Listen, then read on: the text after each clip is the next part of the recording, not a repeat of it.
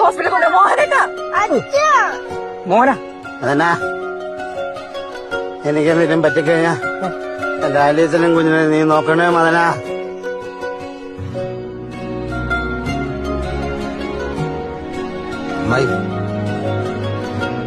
Alice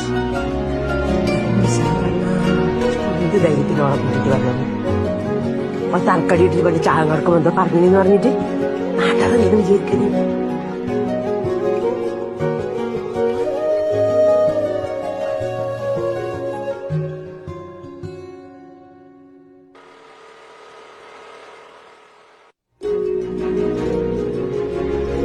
നാട്ടുകാർ പറയുന്നതിനും ഞാൻ എന്താക്കേണ്ടത്?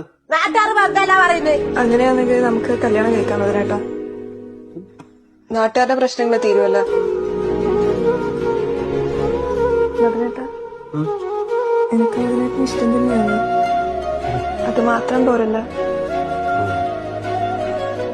മോള് മദനേട്ടന് അച്ഛനെ വിളിക്കുന്നവരെങ്കിലും മദനേട്ടനെ വെയിറ്റ് ചെയ്യണം. അതല്ലേ എന്റെ ശരി.